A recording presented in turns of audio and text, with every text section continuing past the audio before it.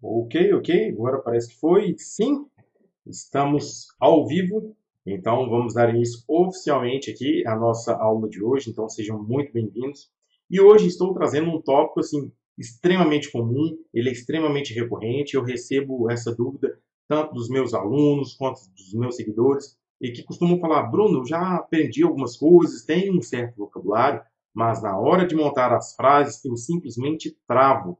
Então, o que eu posso fazer para que eu saia desse patamar, né? Que eu eleve o meu inglês do patamar X até o patamar Y, que seria o próximo nível ali. Então, essa construção de frases vai ser esse primeiro passo, né? E embora aprender inglês não seja algo extremamente linear, existem sim alguns padrões que você pode começar a observar que vai te ajudar e muito nessa questão dessa montagem de frases, tá? E vai ser justamente isso que eu vou trabalhar com vocês aqui nessa aula de hoje.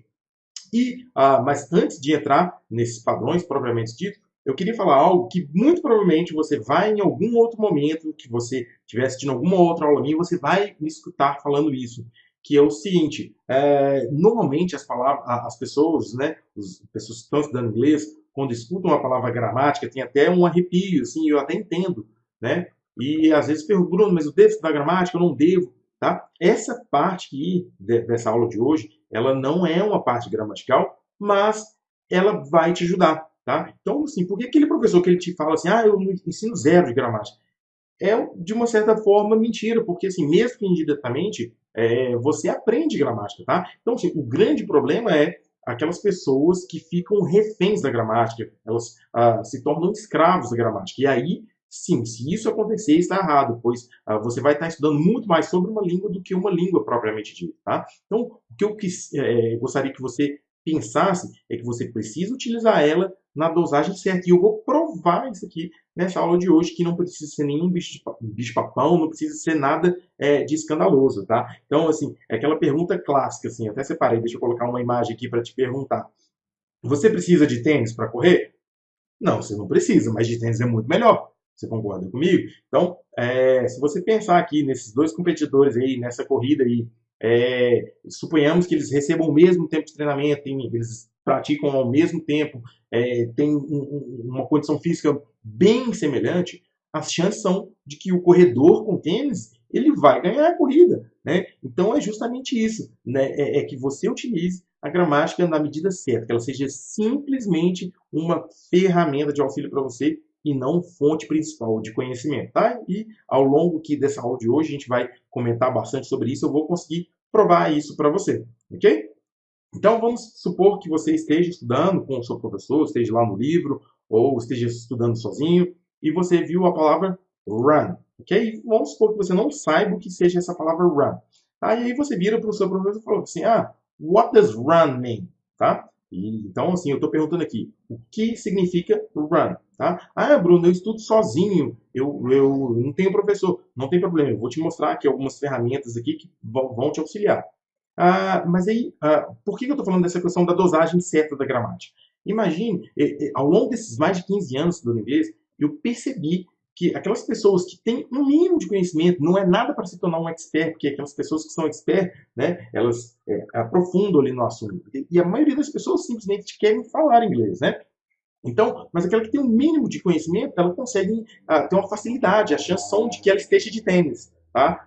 Em relação àquelas pessoas que sejam descalços na corrida, né? Então, desculpem o barulho do carro aí, mas não é culpa minha. Então, olha só, imagina que eu vá explicar a palavra run para você, e aí eu falo assim: it's a verb. Você entendeu a minha frase, que eu tô falando, é um verbo. Mas se você não tem nem noção do que seja um verbo, você não precisa ser especialista. Se você tiver em mente que run basicamente é uma ação, na maioria das vezes, opa, já vai eliminar. Então você já fala: run não é televisão, não é mesa, pode ser assistir, pode ser escrever, vai ser uma ação, mas você já eliminou um bocado de coisa. Então, a sua atenção ela já vai ser focada, já vai ser direcionada de uma forma mais eficaz. Né? Então, você já vai estar eliminando coisas que não tem a menor possibilidade de ser. Tá? Então, vamos lá. O professor falou, it's a verb.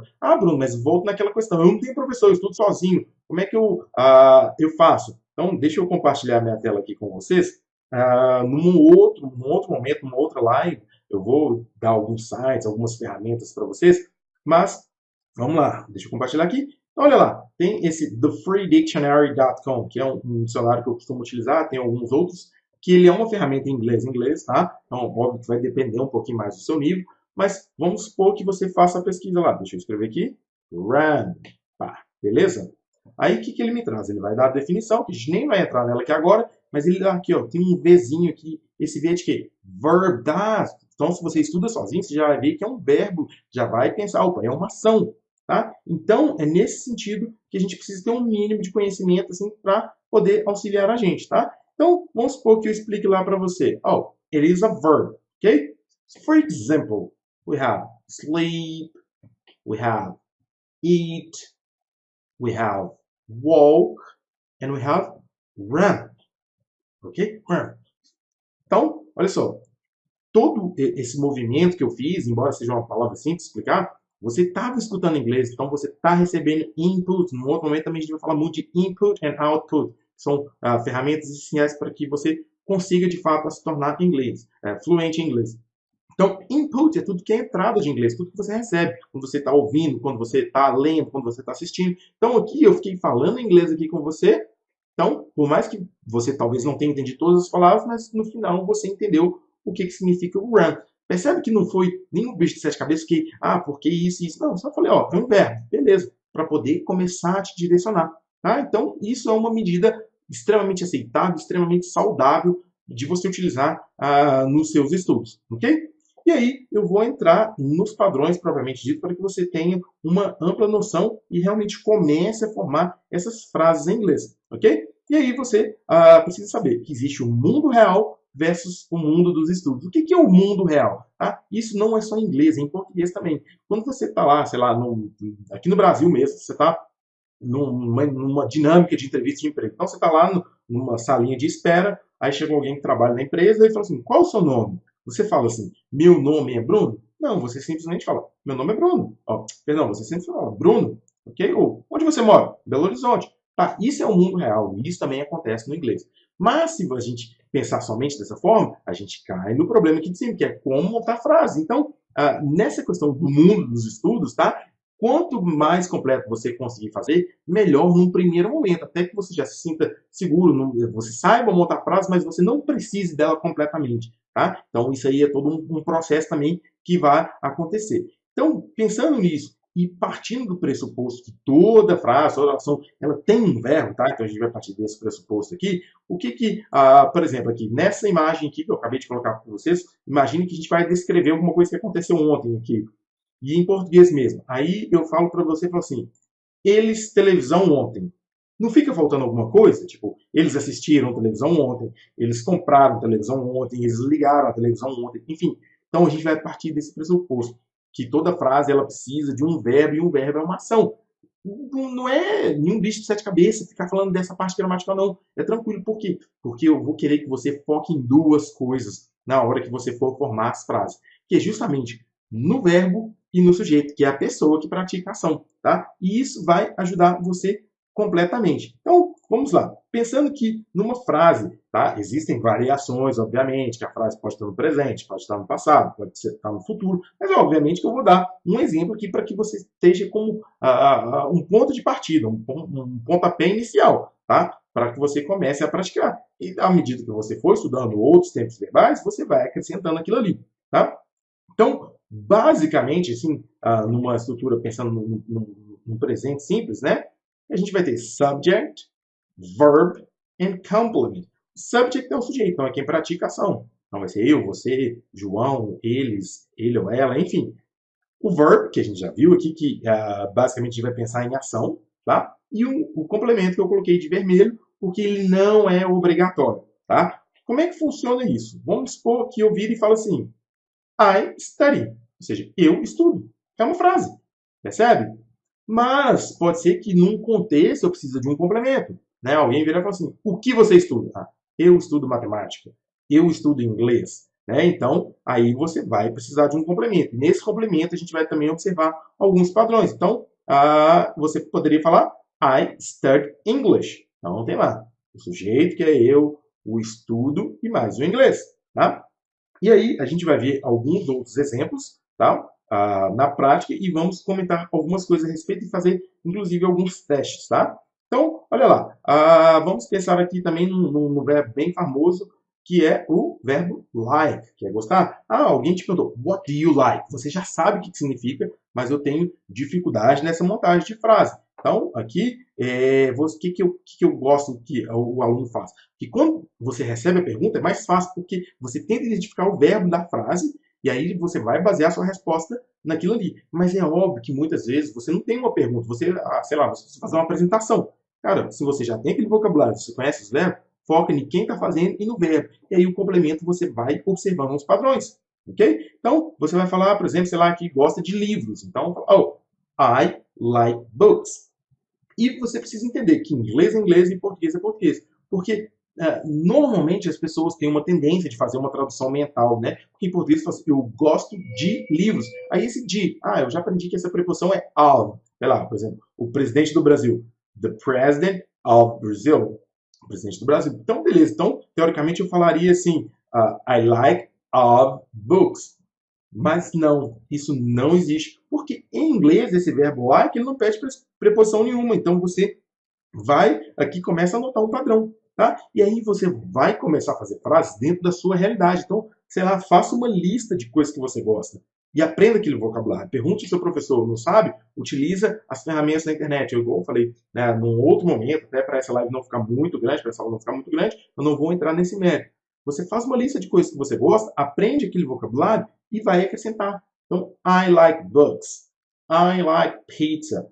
I like music, e por aí vai. E embora pareça a mesma frase, não, você está aprendendo com um texto diferente. Isso é uma espécie de montagem, percebe? Então você focou ali no verbo. Eu gosto de tal coisa, aprendi aquele padrão, maravilha. Né?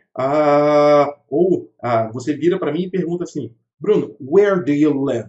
Deixa eu identificar aqui, identifiquei, tá? Obviamente, isso pensando que eu tenho já algum vocabulário que é bem, bem simplesinho, né? É o verbo viver, morar. Então, entendi. A pessoa está me perguntando onde eu moro, onde eu vivo. Então, eu vou focar na pessoa. Quem que é a pessoa que eu vou responder? Então, eu. Vou focar no verbo e aí o complemento. Então, eu viro para a pessoa e respondo. I live em Belo Horizonte. E é tão fantástico, né? Assim, na minha humilde opinião, o inglês ele é tão mais fácil que o português, que você já identificou mais um padrão. Então, para a cidade ali, eu vou usar a preposição in. Então, não precisa ficar esmiuçando o porquê disso, né? Você fica preocupado porque que você fala eu vou à praia em outubro, em vez de falar eu vou à praia no outubro. Não fica preocupado, mas você sabe que fala eu vou à praia em outubro, né? Claro que existe alguma explicação gramatical mais profunda, mas para você que não quer se tornar um expert, você não está querendo ser um gramático, você não precisa saber disso, você só precisa acompanhar esse padrão. Tá? Então, como que o inglês, por que eu estou falando que ele é mais fácil que o português? Porque você fala, I live em Belo Horizonte, I live em São Paulo, I live em Rio de Janeiro, I live em New York. Beleza, agora em português você fala assim, eu moro em Belo Horizonte, eu moro em São Paulo, eu moro no Rio de Janeiro. Por quê? Tá vendo? Então, são alguns padrões que a gente vai observando, tá? E para finalizar aqui, nesse sentido de você sempre focar no verbo e na pessoa, eu vou, no próximo exemplo, mudar um pouquinho do sujeito para você ter essa percepção, tá? Que é bem parecido, só simplesmente vou mudar o foco de quem que eu estou perguntando, né, ali naquele momento. Então, eu falaria, por exemplo, when do they play football? When do they play football? Ou seja, quando eles, né? Eu mudei agora o sujeito, they, que é eles. Né? Pode ser eles ou ela, mas como tem a foto aqui exemplificando, a gente sabe que é eles, né? Porque nessa foto só tem homens jogando bola. Então, when do they play football? Tá? E isso levando-se em consideração, se já tem algum vocabulário, já sabe que when é quando, tá? Então, isso aqui são exemplos, tá, pessoal? Então, quando eles jogam futebol? Então, qual que é o verbo? Opa, foquei no verbo play. Então, vou precisar utilizar ele. De quem que a gente está falando? They. Então, vou lá naquela estruturazinha. Deixa eu voltar aqui antes de dar a resposta aqui da estrutura, que é... deixa eu voltar mais um que tiver esse study. Então, sujeito, verbo, mais complemento. Tá? Então, como é que eu vou responder isso aqui? They play football on Sundays. Já pode perceber que existe mais um padrão. Qual padrão que é? A preposição para dias é on, sabendo que Sundays é domingo. Se eles jogassem futebol ao sábado, they play football on Saturdays. Ah, se eles jogassem na quarta-feira. They play football on Wednesday. E por aí vai. Então, foque sempre, sempre no verbo, ou seja, na ação ali, e no sujeito, sobre quem que você está falando, sobre quem ou sobre o que, né? Que às vezes pode ser que a frase ali, o sujeito seja um objeto, né? Um objeto físico mesmo que eu estou falando. Sei lá, vamos pensar aqui num avião. Você fala, ele voa alto. Então é it. It flies high. E por aí vai. Tá? Então, são esses padrões que você começa a observar. E aí, eu te faço um desafio. Você pode achar que isso é simples, mas eu tenho certeza, se você está travado, você começar a aplicar isso aqui, daqui a um mês, 2 meses, a sua evolução ela vai ser muito grande. Tá? Então, lembrando sempre que existe o mundo real versus o mundo do estudo. Tá? Então, é por isso que eu estou falando que para que você aprenda a montar frases completas, para na hora que você se sentir seguro no mundo real, você simplesmente cortar aquilo ali. Tá? Então, se alguém perguntar para mim assim, where do you work? Opa, identifiquei o verbo work, que é trabalhar. Você está me perguntando onde eu trabalho. No mundo real, eu simplesmente falaria assim, inglês inteligente. No inglês inteligente.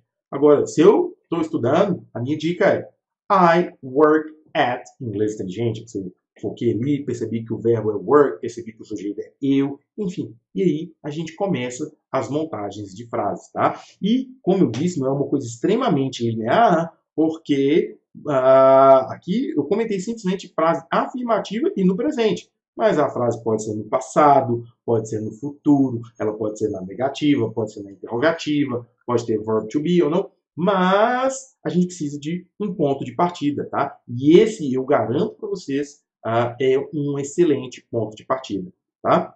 Então, ao longo das próximas aulas, eu vou estar comentando algumas coisas a respeito disso, mas a minha dica é essa, tá? Foque no verbo e na pessoa ali que está praticando aquela ação, beleza? Então, a partir desse momento, eu vou disponibilizar algum tempo aqui para estar conversando com vocês no chat aí. Então, se você tiver alguma dúvida, deixe aí nos comentários aí que a gente vai trocando uma ideia, eu vou responder você para poder te ajudar.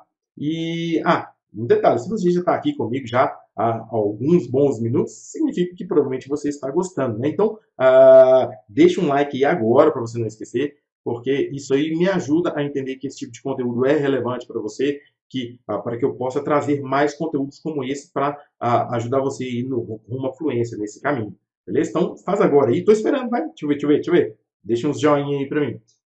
E se você tiver alguma dúvida, deixa aqui, tá? Que a gente vai conversando. Bruno, não tenho dúvida nenhuma com relação a essa montagem de frase. Tem alguma dúvida para uma próxima aula? Deixa aqui também. Quem sabe a sua dúvida ela pode ser a próxima a ser respondida aqui no canal. Beleza? Então é isso aí. E a gente se vê na próxima aula ao vivo. Goodbye! Não esquece do like aí não, hein? Deixa o like aí.